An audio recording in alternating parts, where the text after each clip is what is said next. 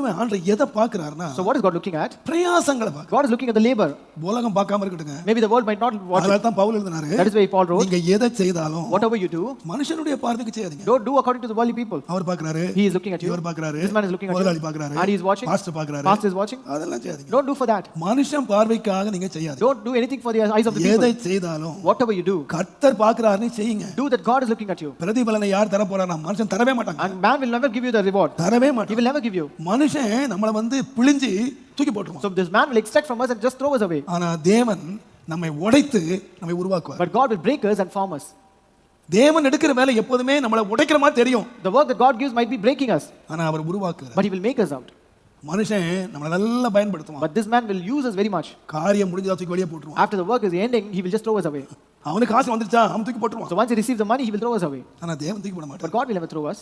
தேவன் பிரயாசங்களை பார்க்கிறார். God